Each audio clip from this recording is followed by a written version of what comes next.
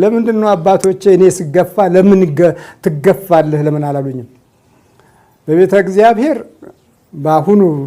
ባሁኑ ባሉት 2 ዓመቶች ውስጥ ደግሞ ወደ ቤተ እግዚአብሔር እንዳልደርስ አቦቶ ጅምበረኒ አረ ጳጳሶታ ታኒሩ ከነበከኒ ኢሳማ ፈፋንሳኒ ቀበተኒ ዋን ሶዳተኒ ቡለኒፊ አመንታ ኬሰ ሶዳዳኒን ተኡ አኒ ሶዳዴ ሶንታኒ ዋቀዮን ሶዳዴን ሁምና አርገዴ ጀራን ወበዳ ከነመሌ ኤርጋ ጉዳ ሲቲሳን ደበርሰን ቶኮ ላላ ኢፈ ባሰኒ ዱበቱ ባተንሌ አኒ የዳን መነ ኮሌ ሳይንቲስቲ ቶኮ ናቢቴ ከነመሌ ሙዳይ ሙጻቲ ጫብሴ ዘራፌ መናመንታ ሃቴ ሚቴኒ ከነም ቢተዴ አናፍ ሳይንስ ናቢቴ ተጃጅላ ከነነን ሳን ተጃጅል ጆሌ ኮ ናቢቴ ይጀራን ከነ ጀቹን ሳኒ ማል ሴተን akka warra kaanii mana amantaati tajaajiltoota ari'anii mana amantaati mudaay mucaati haatanii cabsanii mana amantaa zarafuudhaan mana amantaa kan qullaatan bisan mana amantaa kan balleessan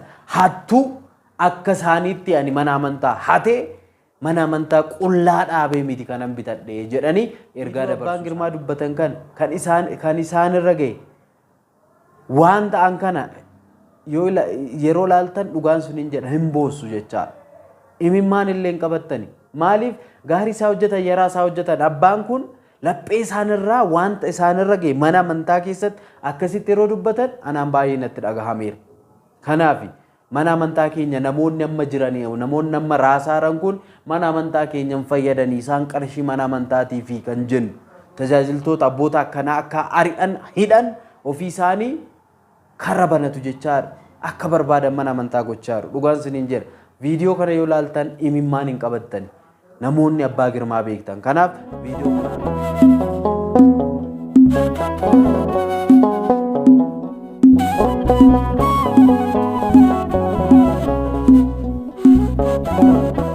መቃባ ከንልማ ከነፍሮ ቁልቁሉ ዋቀይ ተኮን አሜን በስመ አብ ወወልድ ወመንፈስ ቅዱስ አሐዱ አምላክ አሜን kabajamtootaaf jaalatamtoota maatii Kiristoos ijoolleen haadha keenya qulqulleettii Dubroo Maariyaam hundumti keessan kiristaanonni lafa jirtan maratti nageenya Waaqayyo isiniif haa baay'atu akkam nagaa jirtu ani nagaa kooti Waaqayyo guddaan maqaa isaa kan kabajamiif kan ulfaatee nuuf haa ta'u egaa kun Sanbee TVdha Sanbee TV sagantaalee babbareedoo kan mana amantaa Ortodoksii Tawaahidoo kan qopheessee isiniif dhiyeessudha egaa namoonni gara YouTube keenya guyyaa har'aa qofa dhuftan baga nagaan dhuftan jecha subscribe akka gootan maqaa Waaqayyootiin isin gaafanna akkasumas namoota hedduu bira akka ga'uuf viidiyoo kana laayikii gochuun akka eegaltan maqaa Dubroo Maariyaamiitiin isin gaafadha egaa viidiyoon keenya nama baay'ee bira gahaan jiru keessattuu YouTube afaan Oromoo gadi deema malee ol hin deemu egaa nuti immoo tattaafachaa jirra addunyaalessa akka ta'u addunyaa akka dhaqqabochaan mee ittiin kaffaltanii gatii isin hin baasisu mee garaadhuma keessanirraa laayikii tuqaa yoo laayikii tuqtan jaalatamaa waan ta'uuf YouTubein nama hedduu bira akka ga'u taasisa jechaadha.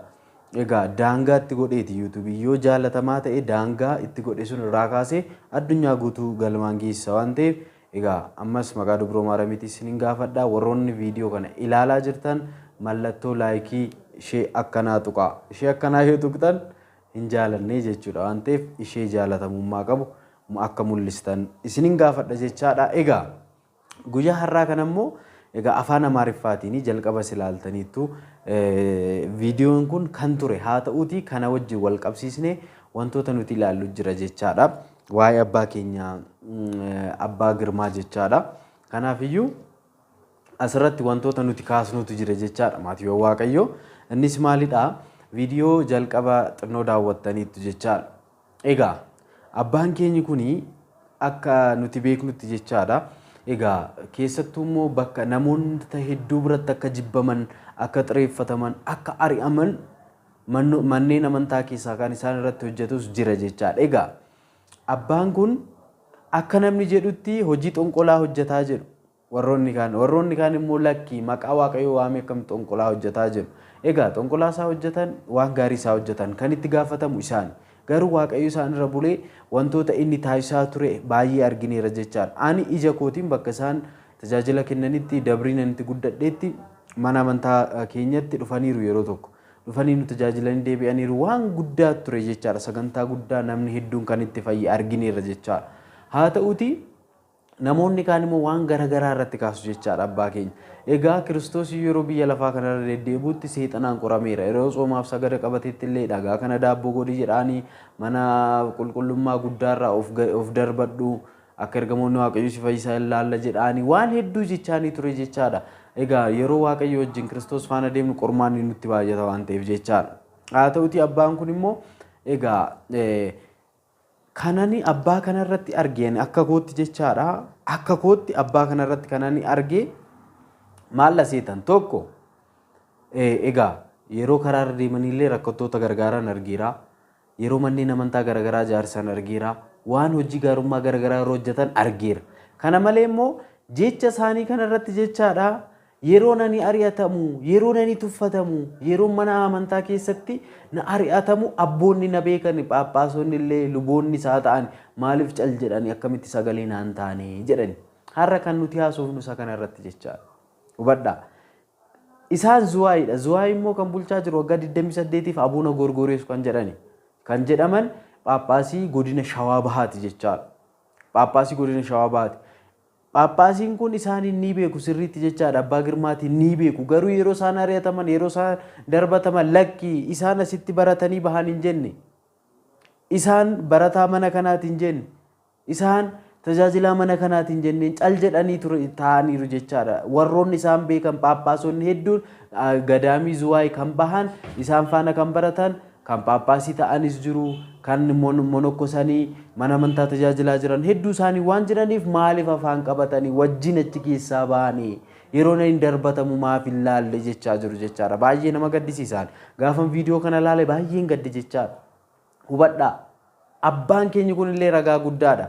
Kanaaf sirni amma mana amantaa keenya seenee jiru sirraahuu qaba. Yeroo nuti jennu cal jennee miti jechaadha. Hubadhaa. Abbaa akkanaatiin illee yeroo abbaan akkanaa kun mana amantaatii ari'ataman, yeroo jibbaman, yeroo tuffataman, yeroo abbaan barbaade kaatee xonqaadha jettuun illee phaaphaasonni isaan faana dur baratan, isaan faana tajaajilan, isaan wajjin turan afaan isaanii qabatanii cal jedhaniiru. Akka nagarreetti bira darbaniiru jechaadha. Yoo sun osoo dhuguma amantaa qabu ta'e amantaa isaaniitiif socho'u ta'e abbaa kanan tuqinaa akkamitti abbaan kun mana amantaatii ari'atamu, akkamitti tajaajila irraa dhaabbamu, akkamitti hidhamu jedhanii falmuuf ture jechaadha.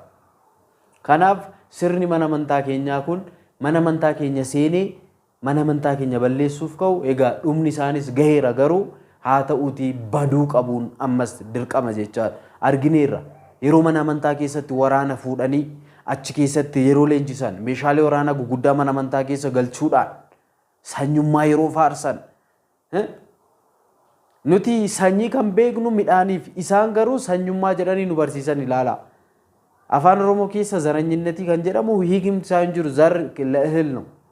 Sanyummaan midhaaniif jechaadha. Garuu jarri hojii badaa, hojii xaxamaa waan hojjechaa oolaniif waaqas sodaatan, namas sodaatan akka barbaadan ta'u jechaadha.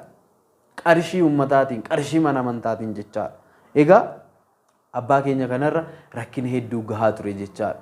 Mee viidiyoo isaan laphee isaanirraa itti dhagahamee dubbatan isa jalqaba xinnoo dhaggeeffanne naannoo daqiiqaa 3 obsaan haa dhaggeeffannu. Dhugaa isiniin jedha viidiyoo kana viidiyoo abbaan Girmaa dubbatan kan isaanirra gahe waan ta'an kana yeroo laaltan dhugaan isiniin jedha hin boossu jechaadha.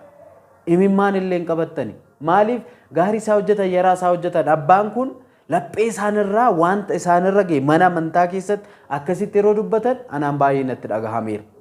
Kanaaf mana amantaa keenya namoonni amma jiranii namoonni amma raasaaran kun mana amantaa keenyan fayyadanii isaan qarshii mana amantaatii fi kan jennu tajaajiltoota abboota akkanaa akka ari'an hidhan ofii isaanii karra banatu jechaadha. Akka barbaadan mana amantaa gochaa jiru. Dhugaan isiniin jedha. Viidiyoo kana yoo laaltan imimmaan hin qabattani. Namoonni abbaa Girmaa beektan. Kanaaf viidiyoo kana laallu። እንግዲህ ተመልከቱ። እኔ የወጣሁት ከዚህ ከዝዋይ ነው አይደል? ለምንድን ነው አባቶቼ እኔ ስገፋ ለምን ትገፋለህ ለምን አላሉኝም? በቤተ እግዚአብሔር ባሁኑ ባሉት 2 ዓመቶች ውስጥ ደግሞ ወደ ቤተ እግዚአብሔር እንዳልደርስ በቃ ተዋደነና መመሪያ ወጣ። በ50 ሀገረ ስብከት እንዳላስተምር ቤተክርስቲያን እንዳልደርስ ቅዱስ ቁርባን እንዳልወስድ ነው የተላለፈው። እንደምንም ብዬ እስቲ ቅዱስ ቁርባን ልውሰድ ብዬ አንድ ቤተክርስቲያን ብሄድ ተደወለ። ይኸው ያ ያላችሁት ሼኪ መጥቶ ቤተ መቅደስ እና እንዴት ነው ዝም ትላላችሁ? ሼኪ ያደረጉኝ 2-3 ጊዜ ከቤተ ክርስቲያን አባረሩኝ። 2-3 ጊዜ ቅዱስ ቁርባን እንዳልወስድ እኮ በ50 ሀገረ ስብከት ሲበተን ምን ነው ያደግኩት እዚህ አይደለም እዛው አይደለም። ቀዳማዊ አቡነ ጎርጎርዮስ በነበረው ጊዜ እኚህኛው አባታችን አቡነ ጎርጎርዮስ ካላይ አቡነ ጎርጎርዮስ አያውቁኝም? ለምን እንዲህ ነገር ይፈጸማል ማለት ምን ከለከላቸው? ብሉ ሰባኪዎች እስከዚህ ወጥተው አልነበረም?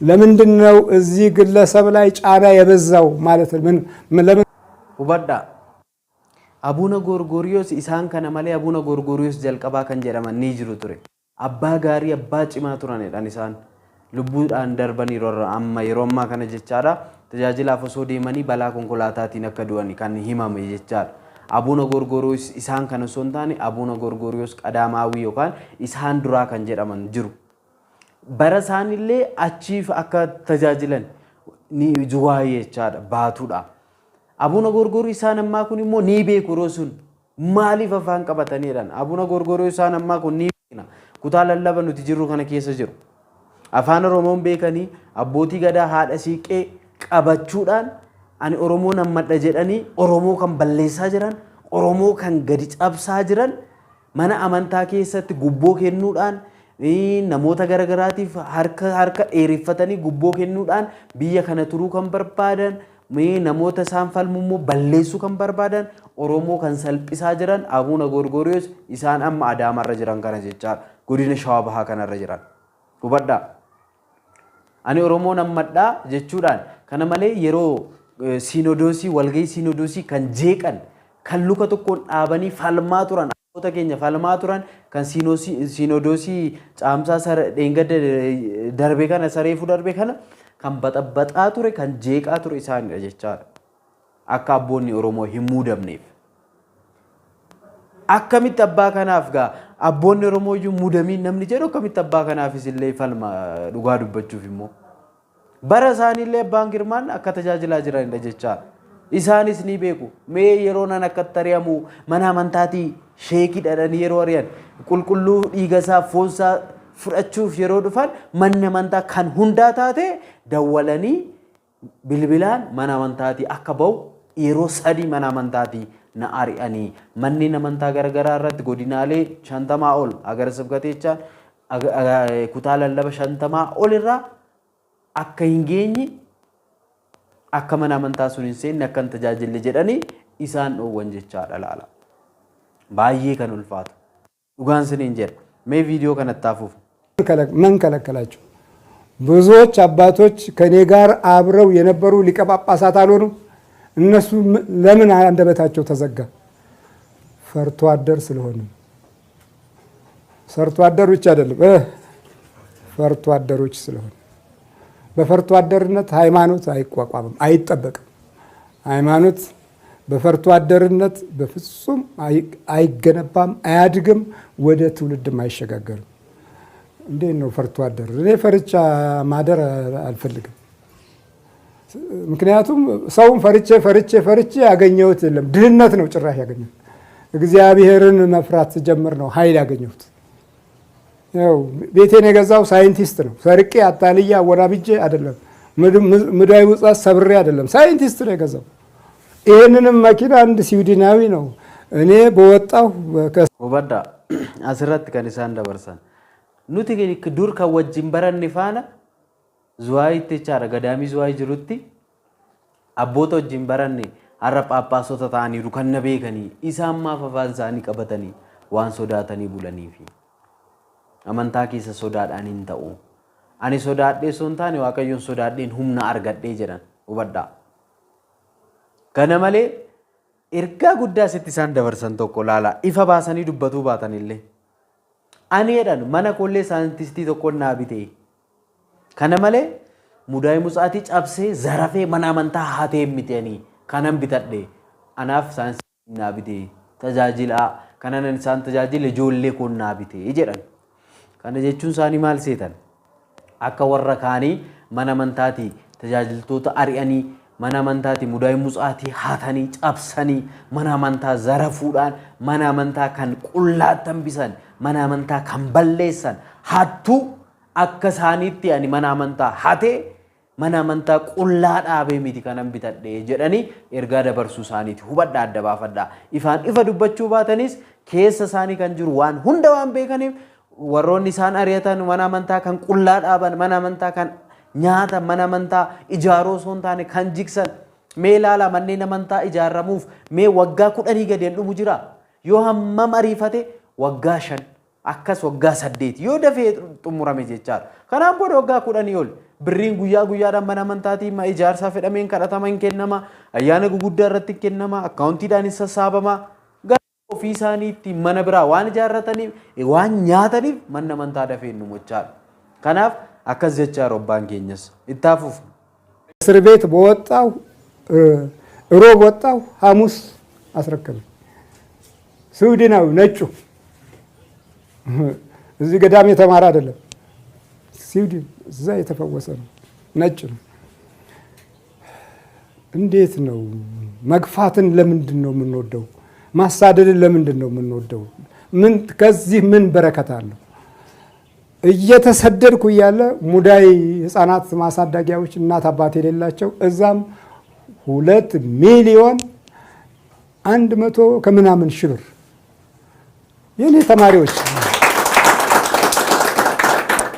የኔ ተማሪዎች ከሳይንቲስቱ እስከ ምሁራኑ ድረስ እንዲሁም ደግሞ የወደቁት ራንሱ እዛም እንደዚሁ ከፍተኛ የሆነ የገንዘብ እንዲሁም hubadha egaa konkolaataa simmoo akkuma mana hidhaatii ba'anii nageenyeerra yeroo sun mana hidhaatii akkuma hidhamanii tures yeroo mana hidhaatii ba'an Swiidin ilaala lammii Swiidinii abbaan keenya tajaajilaaf biyya alaa Swiidin yeroo deeman achitti kan fayye kennaa isaanii kenne argitanii maa jedhan kan gadaamitti barate miti jedhan laala otoo ta'e warra gadaamitti baratanii mana amantaa jirani tajaajilli keessan akka babal'atuuf jedhanii konkolaataa bitanii addunyaa irra akka naanna'anii barsiisan biyya baadiyyaa magaalaa akka barsiisan akka tajaajilan kan taasisuu qabu isaan ture hubadhaa adiidhanim isa biyya alaa isa gadaamitti hin baranne isa fayyee isa tunaa bitee jedhanii haasa'an laala baay'ee ajaa'iba baay'ee nama ajaa'iba laala kanaaf hojii isaan hojjetan kaasanii rosuma irratti jechaadha laala gaarummaa isaan hojjetan ijoollee isaanii egaa walitti qabuudhaan ijoollee isaanii gaggaafachuudhaan warroota daa'imman dadhaboota maanguddoota bakka tokkotti jiraachisan waldaa gargaarsaa wal gargaarsaati irraa isaaniif illee qarshii meeqa akka sassaaban warra namoota rakkatan gargaaraniif qarshii miliyoona 2 ol akka sassaaban kaasaniiru jechaadha kanaaf ilaala amma qabxii ijoo nuti kaasnee darbuu qabnu tokkoffaa maatii waaqayyoo mana amantaa keessattis haa ta'u lafa kamittuu ari'atamuun kabaja guddaadha dhugaan isiniin jedha ani akka salphaa anumti kun akka salphaatti asin geenye haaxinnaatu ari'atameera haaxinnaatu tuffatameera haaxinnaatu jibbameera anumti kun garuu waaqayyo kabaja irratti kabaja dubroo maariyaam araarsummaa ishiitiin osoo narraan fagaatiin kabaja guddaadhaan anumaanuu asiin nageessetti ari'atamuun waan salphaa miti ari'atamuun kabaja ulfinadha jechaadha sabeekuuf maqaa isaatiin ilaala abbaan kun hojii xonqaayii hojjetodhanii waldaan qulqulloota mabira quddusaanii kanaan dura argitaniitu dookumenteerii irratti hojjetaniira waan baay'eetu jira haa ta'u xonqaayii maalii haa ta'u garuu ani kanan isaan irraa arge waan isaan irraa hubadhe egaa yeroo isaan maqaa waaqayyoo waamanii fayyisan ture haa ta'uuti abboonni amma jiran phaaphaasonni monoksoo maalii jedhamu hunduu abbaa kana akka ari'achaa ture isaan dubbataara kanaafiyyuu abbaan kun immoo ari'atamuu keessa waaqayyo akka isaan kabaje waan baay'ee arganii waan baay'ee dabarsaniiru kanaaf sirni kun mana amantaa keenyan barbaachisu ammas taanaan hubadhaa laala kan akka abbummaa isaaniitti nama garagaree ilaalu kan lakki dhiisaa jaalala wayya hin jenne mana amantaati yeroo namni nama ari'u kan afaan qabatu abbaa miti gaa kun kanaaf waaqayyo wanta akkanaa nurraa fageessu gaarii nutti haa qabu waaqayyo akka arjummaa isaatti akka dhiifama isaatti waan mana amantaa keenyaaf ta'u nuuf haa kennu jechuun barbaada. Egaa waan baay'ee kanarraa hubattaniittu argitaniittu egaa akkuma sala jedhee hanga ammaatti namoonni hanga dhumaatti ilaaltan gaa eebbifamaa Dubroon Maariyaam gola keessan haa eebbistu. Hirrinaaf dhiphina dogmaas akkuma hubatte kan keessan isaa hubattu laayikii songo hin bahina subscribe godhaa gaaffii qabdan yoo jiraate koomentii irratti barreessaa. Kana malees hambeetu guddisuuf deeggaruu namoonni barbaadan humna qabdaniin qarshii qabdaniin ogummaa keessanii kan gargaaruu qabdan yoo jiraattan wantoota gugguuttan hedduu waan jiraniif egaa nu dubbisaa lakkoofsa bilbilaa kanaan telegiraamii fi waasaappiidhaan nu dubbisuu dandeessu. Galatoomaa galanni Waaqayyoof haa ta'u. Ameen.